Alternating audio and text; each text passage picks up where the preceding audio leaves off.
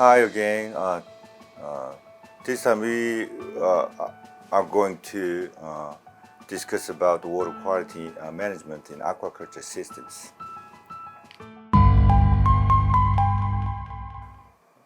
Each system has their own characteristics.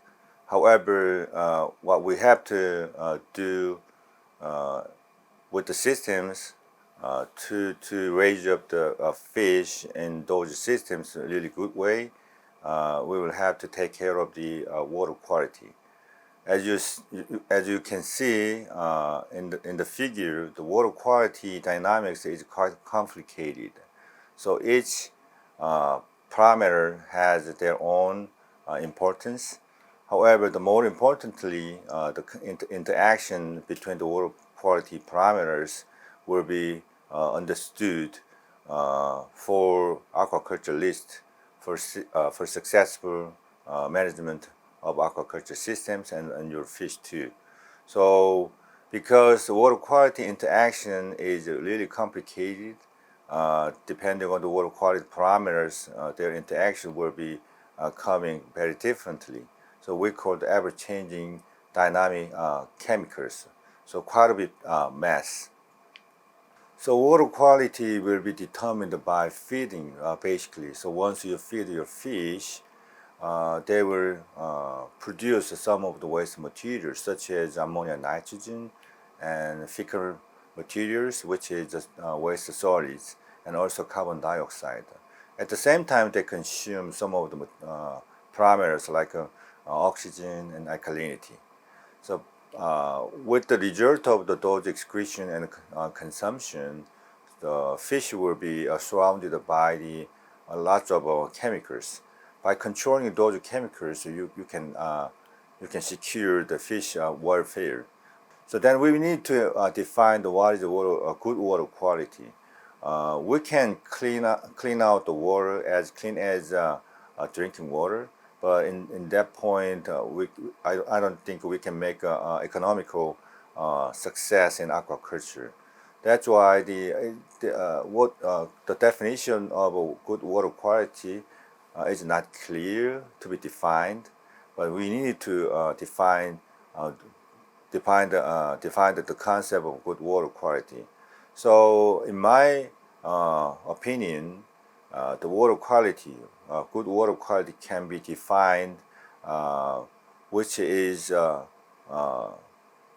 bad water quality that can sustain your fish in good health and good growth. So it's a kind of ambiguous, but when we try to clean out the water as clean as drinking water, as I mentioned previously, it might be hard to raise up the fish in economical way. So, and also the good water quality definition can be different by species and culture conditions and situation given. So, as I mentioned previously, good water quality can be different by those factors, but we will have to consider all the time the economical aspect of it. There are many types of water quality parameters, mainly physical, chemical, biological parameters. So in this chapter, we will discuss about only two parameters, which are physical and chemical parameters. In physical parameters, there are many types of parameters. However, mainly water temperature, salinity, suspended solid, turbidity are discussed in this chapter. Also, for chemical parameters, we will talk about on dissolved oxygen, pH, nitrogen compounds. The first is the physical water quality. In physical water quality, of course, the other types of water quality are important, but the water temperature is one of the basic water quality which need to be considered as important. because aquatic animals is poikilotons, another way to say cold-blooded animals, which means they can control their body temperature. Another way to say ambient water temperature will be their body temperature. So their metabolism will be controlled by basically water temperature. So I have kind of impression. So we can imagine a car which we can consider metabolism in animal, and water temperature is kind of engine. So if you want to go really fast, you need to have a really good engine. So the water temperature is control the metabolism, basically eventually determine their growth and mortality. So water temperature is a primary factor of affecting economic viability, because when we go to commercial scale fish farms, so water volume is 100,000 tons sometimes. So it is hard to control or change the water temperature. Usually, for example, pond aquaculture systems and flow-through systems and cage systems are relying on natural carrying capacity, which means you will have to deal with a lot of water changing seasonally, and to keep the proper water temperature for your fish metabolism, you should have a kind of constant water temperature. However, in those systems, it might be really difficult to control your own water temperature in your pond, because you will have to use a lot of the energy to change it. So basically, it is impossible to control the water temperature in natural the systems affected by the nature. So you will have to determine very carefully when you have to make a decision where which species, where to culture, and which species you gonna culture, because the fish metabolism will be determined by the water temperature, but you cannot control the water temperature in those systems, which is affected by natural water body. So depending on water temperature, you can classify fish species, usually cold water species, warm water species, and tropical species. Those three categories are the main division for the fish, depending on their habitat water temperature. But currently, cool water species can be classified because there are some species having proper optimal water temperature between cold water and warm water. So usually for cold water species, the optimal is about 7 to 17, and warm water species is about they can cover quite a range of the water temperature from 0 to 30, but the optimal temperature for warm water species is about 20 to 27 or so. A tropical area has a relatively narrow spectrum for the optimal temperature,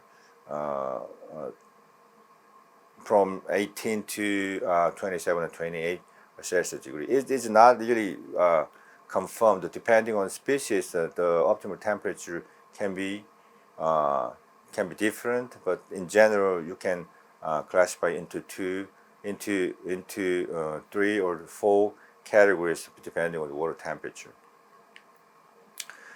Water temperature, the fish, even if they fish has their own optimal water temperature, they can acclimate themselves to different water temperature.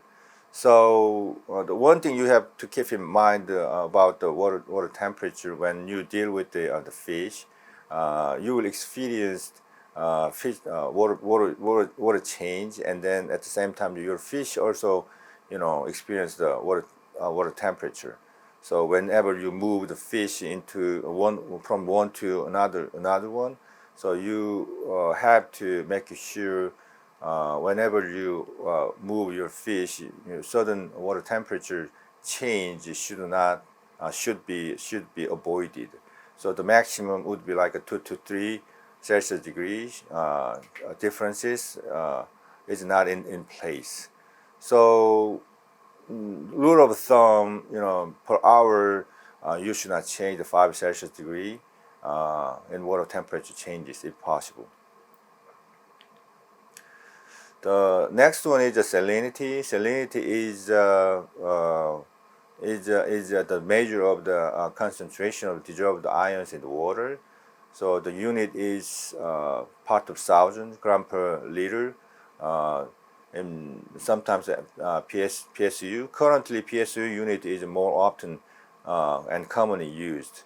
So mainly salinity is determined by in seawater most likely sodium and chloride, and other substantial ions are magnesium, calcium, and so forth.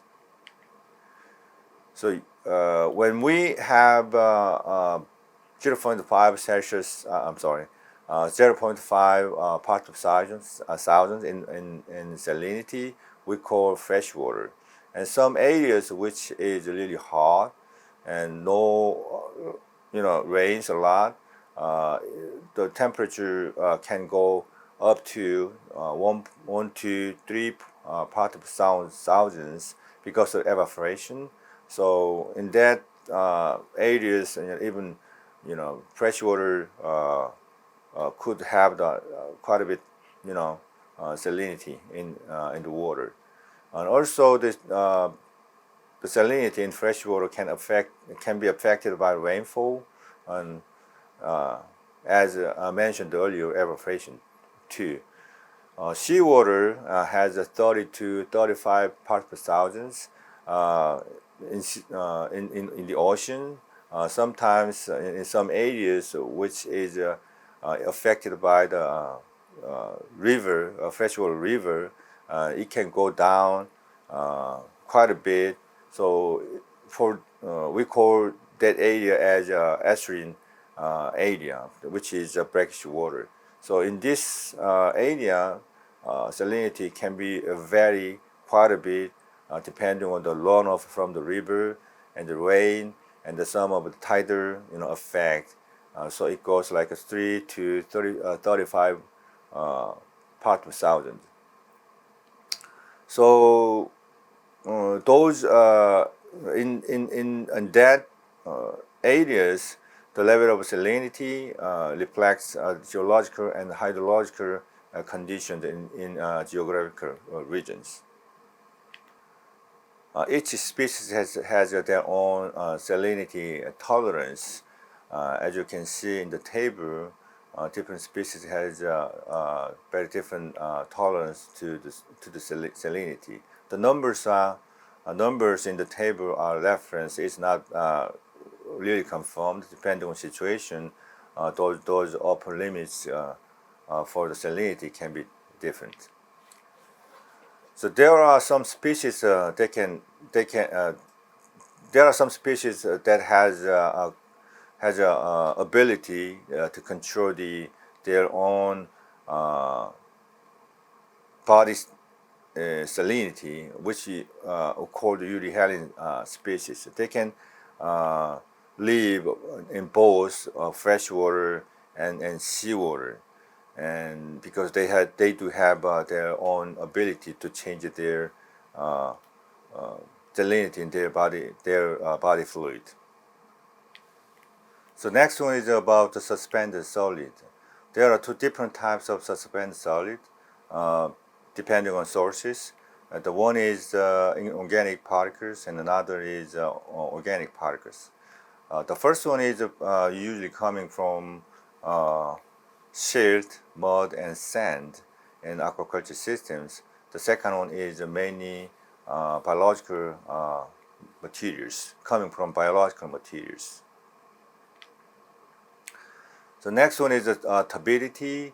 Turbidity is a measurement of light penetration in the water. So it's the indirect indicator for suspended solid. When you have a higher concentration of solid materials in the water, you're going to have a higher turbidity. And it can usually measure the using Secchi disc and turbidometer. Secchi disc is a kind of a material, so you can check out the visibility through the water column. You dip in the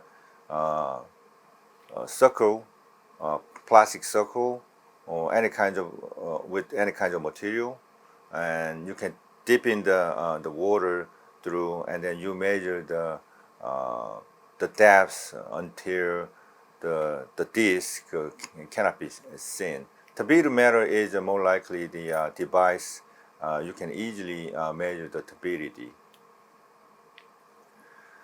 The next one is about the chemical water quality. The dissolved oxygen is, you remember the figure when I was talking about water temperature. So the water temperature is the engine, dissolved oxygen is more likely the gas. So of course when you wanna go really faster, you need to have a really good engine, but without the gas you can go. So dissolved oxygen is more likely a gas. So you can when you try to change the speed of the car, you will have to feed more gas in it. So that means you will have to provide more oxygen when you promote your fish grow faster and healthy too. As you know, in the air we have a 21% of oxygen in contents. So we are trying to figure out then what kind of situation in terms of the oxygen our fish are. The maximum oxygen concentration in the water with 15 Celsius degree is about 10 milligram per liter, so of course in fresh water.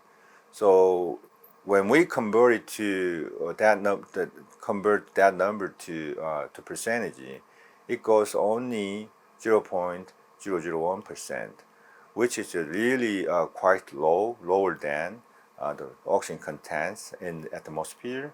So that's why we are always saying that managing oxygen level in the water is quite critical in their production, but moreover for their survival.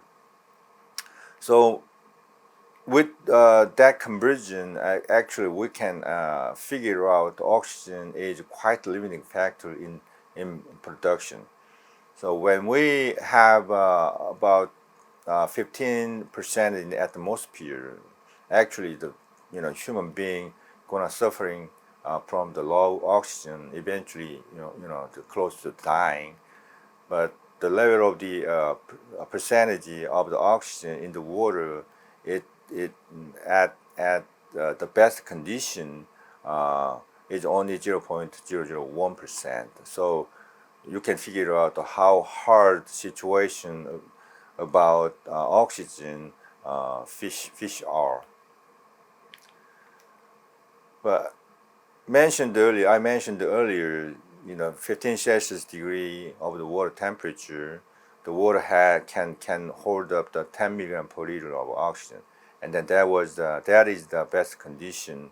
However, in the aquaculture situation, we do have some of the solid materials and impurities and saline, the ions. So those are the factors to decrease of the solubility of oxygen into the water. So when we have a water temperature going up, oxygen saturation point will go down, salinity up, uh, same way. And as we have lots of impurities, such as solid material, at the time we're going to have also lower oxygen saturation point. So best condition, 10 milligram per liter of oxygen can be dissolved into water in 15 Celsius degree water. But as other factors such as water temperature, salinity, impurity goes up, the situation about oxygen will be worsened quite a bit. And also, oxygen is important for fish metabolism. So water temperature actually goes up.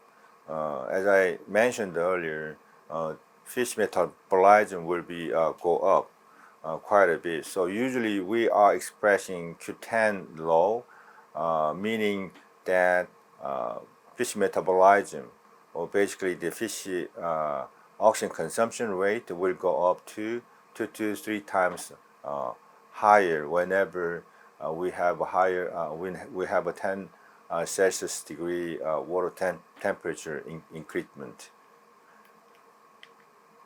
And also feeding is affecting fish metabolism, and after feeding in 1 to 6 hours, the oxygen consumption will go up twice. And fish activity, because of the water current, can increase up the oxygen consumption, which means the metabolism goes up. And oxygen consumption also can be different by fish size and species. Usually, per unit of fish weight, small fish will consume more than larger fish. So when we have wrapping up the things, the story about oxygen and water temperature, and when you have a higher water temperature in your aquaculture systems, you're going to have a lower oxygen solubility, and saturation point at the time will go down. However, the fish will require more feed consumption, and they move more than before when we have a low water temperature, and that means you're going to have a higher oxygen consumption. So limited oxygen solubility, availability in the water, but the other way, your fish is going to consume more oxygen. That's why you will have to be really careful when you have high water temperature, because you could have quite a lack of oxygen during those higher water temperature season, and you can eyewitness catastrophic mortality at the same time, at the time. So especially at night in pond, this situation can be really worsened, and you will have to keep an eye on your fish during those times, and then make sure some of the ways to supplement enough oxygen to your pond. So this table shows up which element makes dissolved oxygen, and which entity use dissolved oxygen in the pond. The main portion for production is from phytoplankton. So almost 77% of the oxygen going to be produced by phytoplankton, and also artificial aeration have a big share for the production, but it's only 20%, less than 20%. What about the consumption? Like the production, phytoplankton is also the biggest portion for the consumption, because during the night they consume oxygen. So almost 70%, 60% to 70% that what they produced during the day, phytoplankton gonna consume the oxygen during the night. So another big share for the consumption is aquatic animal respiration, of course. But you can, but here what you look at very, very carefully is about the 20% of consumption is from bacteria respiration on the soil bottom. That means you will have to be uh, careful when you feed the fish in the pond, because the bacteria respiration rate will be affected by the organic matters in the water. So when you waste, feed, when you feed the fish, so oxygen consumption by bacteria can be enlarged. So in managemental aspect of it, feeding or the managing the solid materials in pond can affect all the budgets of the dissolved oxygen in pond. pH is intensity of water's acidic or the basic character. Uh, Usually people tend to not taking, tend to think pH is just a simple indicator which is not affecting a lot to your fish. However, pH affect the quite a bit in different many different aspect of it. So it can lower when you have a lower pH in the water, uh, especially in intensive aquaculture systems, it can lower the oxygen affinity to hemoglobin, and that means limited bioavailability of dissolved oxygen into cells and tissues. So when you have a chronically lower pH in the water, you could have chronic growth retardation, and also you could experience accumulated mortality. So we're going to talk about ammonia toxicity a little bit later. The pH also can affect ammonia toxicity. So keeping pH in good level can affect your fish growth and survival in many different dimensions. The next one is the major nitrogen forms on aquaculture list,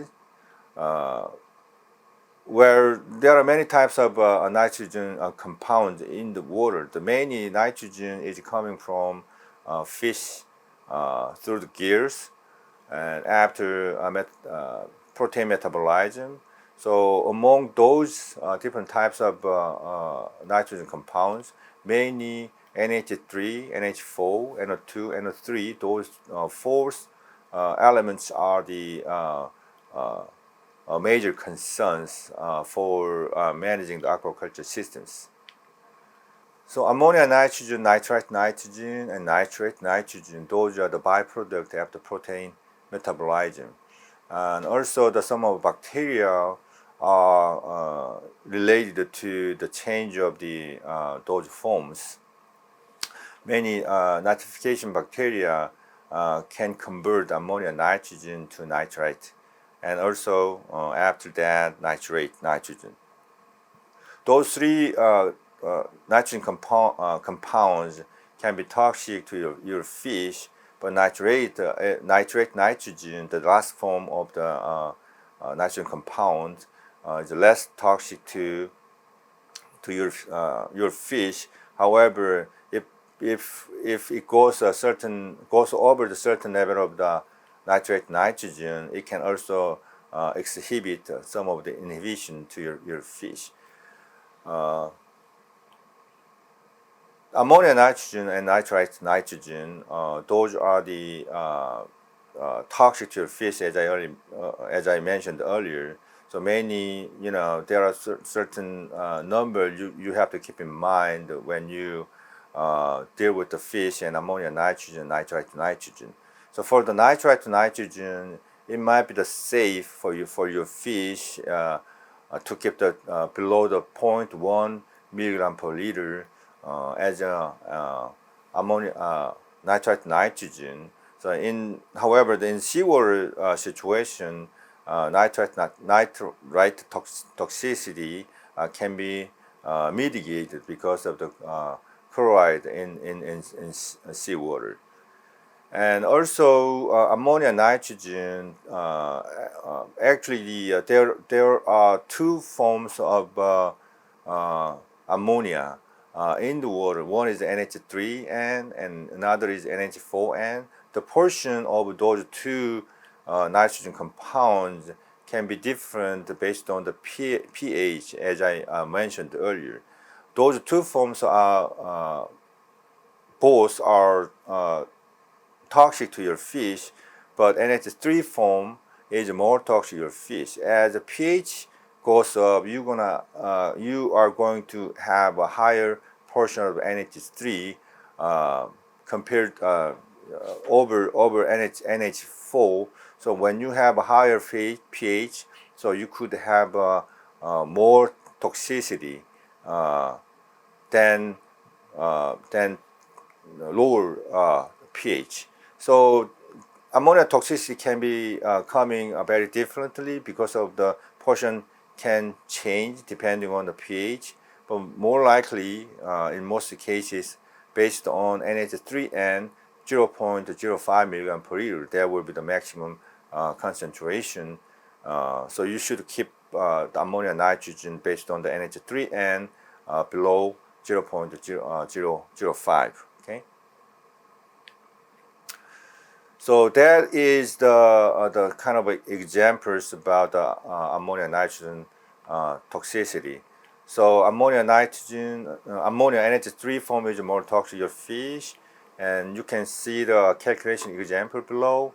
So when we have 1.5 milligram per liter as a total ammonia nitrogen and 26 Celsius, if we have two different situations, for example, one is a 8.6 and another is a 7.0 in pH. The NH3 portion at 8.6 in pH, you're going to have a 0.29 milligram per liter in terms of NH3N, which is toxic and eventually toxic to your fish. But however, when you have a 7.0 in pH, so NH3N portion is only 0.10 milligram per liter. So you have the same total ammonia nitrogen, but based on the pH level, you could have a fish killed or not. Thank you for listening for the chapter 2.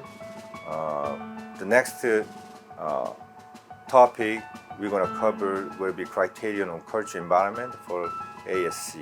Thank you.